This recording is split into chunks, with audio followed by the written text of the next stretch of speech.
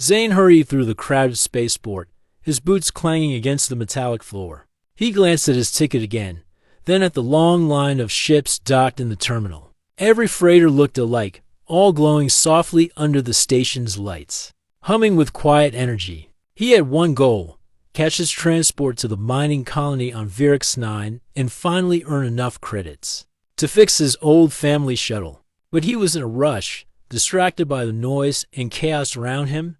"This must be it," he muttered, pointing to a sleek ship with silver-blue plating. It had no name painted on its hull, but the boarding ramp was open. With a deep breath, he stepped onto the gangway.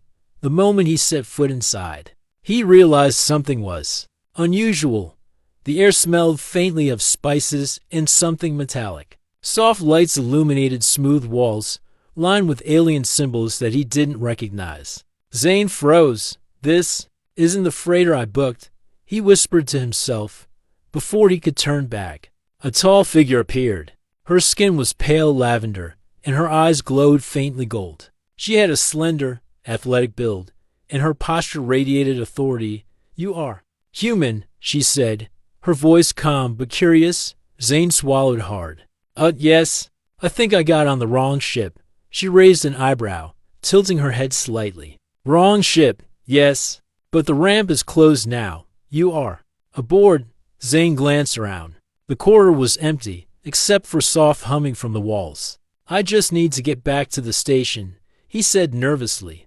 Another figure stepped from the shadows ashore, green-skinned alien with large, round eyes and a tiny set of horns curving from her forehead. "Are you dangerous?" she asked, tilting her head. No, of course not." Zane waved his hands. "I'm just human." A soft laugh echoed down the corridor. A third alien appeared, this one taller than the first, with smooth silver hair and eyes that shifted color in the light. "Humans, you are smaller than we expected," she said, smiling faintly. "Yet you move quickly." Zane shifted uncomfortably. "I really don't mean to intrude. I made a mistake.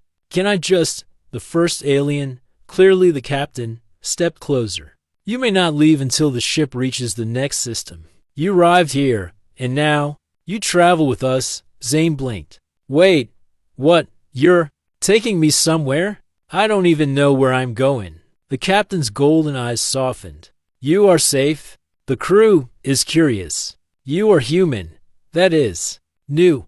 Zane realized arguing would get him nowhere. He sighed and muttered, "I guess I have no choice." The ship's corridors were unlike anything Zane had ever seen. The walls seemed alive, glowing faintly with shifting patterns, almost as if they were breathing. Panels displayed information and alien symbols he couldn't read. He followed the lavender-skinned captain as she led him through the ship.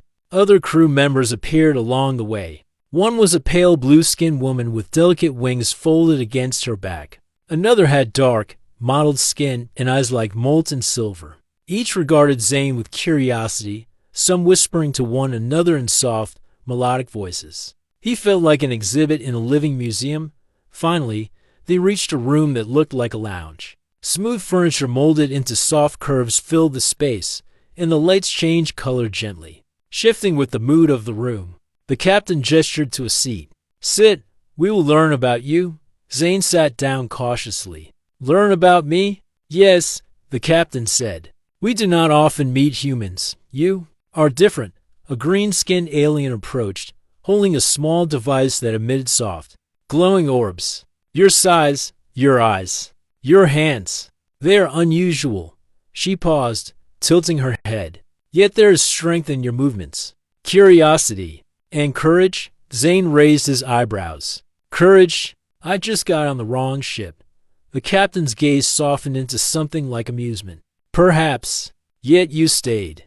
You did not flee. Many would have tried to escape immediately." Zane rubbed the back of his neck. "I guess I didn't have much choice." A faint smile appeared on the silver-haired alien's face. "Choice, yes, but how you adapt is important. Humans are clever, quick to think." Zane couldn't help but chuckle nervously. "I'm just trying not to get eaten or locked up." No one laughed, but the captain's expression hinted at amusement. "We do not harm you. We only observe, for now." Over the next hour, Zane wandered through the ship, guided by various crew members. Each room amazed him. One held a vast map of stars, glowing in 3 dimensions, showing distant systems he could barely pronounce. Another was filled with tools and devices that seemed far beyond human technology. "Is this a research vessel?" he asked the captain. "In part," she said. "We travel, we explore, we ensure the safety of our missions. Humans are rare among travelers. You offer perspective we do not often see." Perspective. Zane liked that word. It sounded respectful. "Well, I guess I can try to help." The crew seemed intrigued. Some observed him quietly, while others studied how he moved and interacted with the ship. A few small gestures of friendship were offered, a touch on the shoulder, a curious glance, a soft hum of acknowledgement. Zane felt an odd warmth. He had never experienced alien hospitality like this. The first day passed slowly. Zane learned that each alien had her own specialty.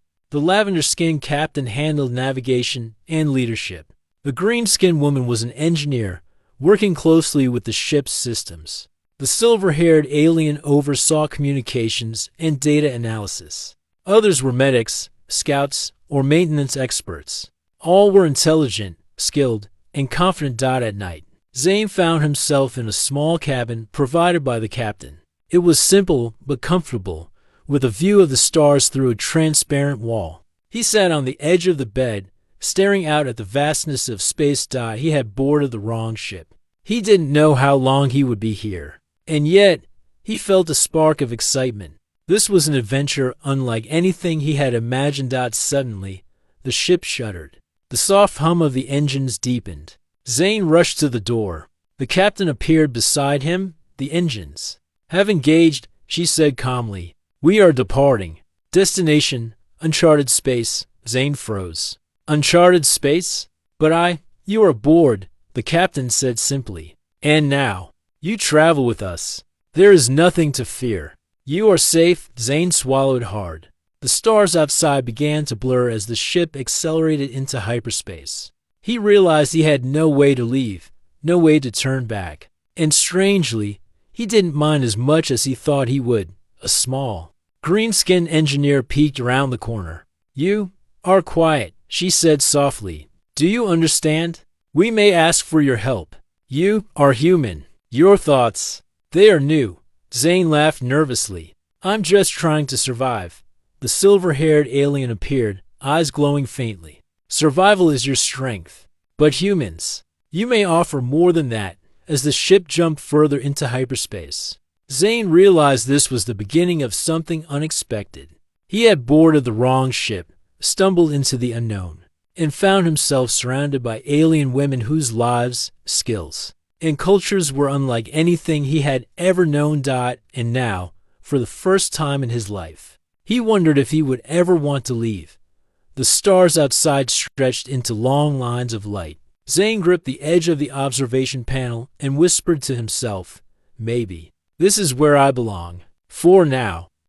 The hum of the ship's engines was a constant presence, a steady rhythm that reminded Zane he was truly aboard an alien vessel. The first day had been overwhelming: new faces, strange technology, and corridors that seemed to pulse with light. But as the ship traveled through hyperspace, a quiet calm settled in. Zane realized he had a chance to learn more about the crew and perhaps, if he was lucky, understand why they were so interested in him. The captain, the lavender-skinned woman, approached him first. "Human," she said, her tone gentle, "you must learn about our systems. Not because we do not know them, but because your perspective may help." Zane raised an eyebrow. "My perspective? I'm not exactly a pilot or engineer." "You are human," she said simply. "Your ways of thinking are different. That is valuable." He hesitated, then nodded. "Okay, I'll try." The first task was simple: understanding how the ship's navigation console worked. To Zane, the holographic panel seemed impossible. Symbols shifted constantly, responding to touch and thought. The silver-haired communications officer hovered nearby, observing silently. "Try to find the fastest route to the next system," the captain instructed. Zane studied the panels. He could not read the symbols, but he remembered basic human logic, patterns, probabilities, and spatial relations. He moved his hands across the console, experimenting with sequences and gestures. Interesting. The silver-haired alien murmured. You approach it like a puzzle. Yes, Zane said, feeling a spark of confidence. If we think of it as a problem, not just symbols, we can find patterns and predict outcomes within minutes. The ship's navigation system displayed a route that zigzagged through less dense areas of space, avoiding gravitational anomalies. The captain's golden eyes widened slightly. Efficient, she said.